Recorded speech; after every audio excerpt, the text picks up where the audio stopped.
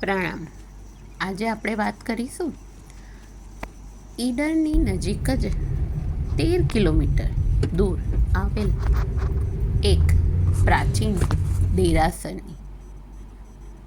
ખેતરોની વચ્ચે આવેલ, અથવા તો એવું કહેવાય કે ચોમાસામાં આ તો જળાશય બની જાય છે. તો અત્યારે ઉનાળો છે એટલે ખેતરો છે, એમાં એક પ્રાચીન સુંદર વાવ પણ આવેલી છે. તે પણ ચોમાસામાં લગભગ ડૂબી જાય છે. આ એક જૈન મંદિર છે, ચબૂતરા જૈન મંદિર કહે છે એને, જે અત્યારે ખંડેર સ્વરૂપમાં છે. આ જૈન મંદિર 15મી સદીની આસપાસ નિર્માણ કરવામાં આવેલ છે.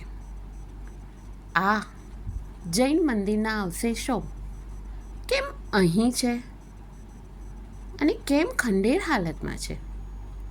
તપાસ કરતાં જાણવા મળેલ કે 1984માં આ નદી એટલે કે ગુહાઈ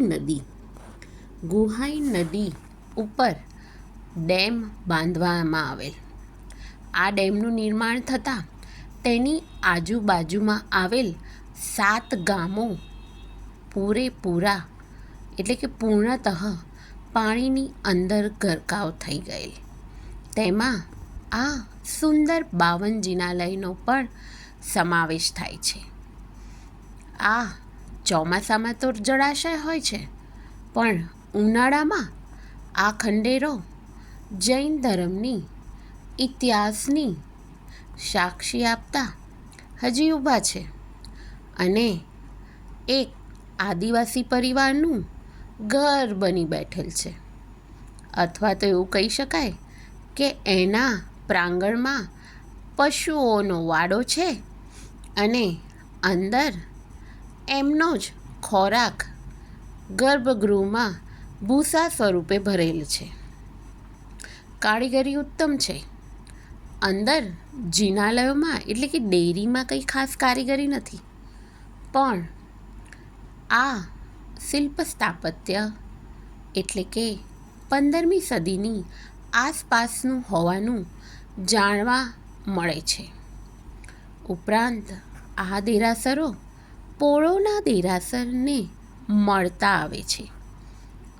ઈડર, પોળો, કુંભારિયાજી આ એક જ સાબરકાંઠા જિલ્લામાં આવેલ તીર્થના નામ છે. તો આ દેરાસર કંઈ વિધર્મીઓના આક્રમણના લીધે નથી ખંડિત થયેલ, પણ જળ સિંચાઈ યોજનાના લીધે આ ખંડેર સ્વરૂપમાં છે. નોંધ લેશો કે વડાલી પ્રાચીન તીર્થ પણ અહીંથી નજીક જ આવેલું છે. પોસીના એ પણ નજીક જ આવેલ છે.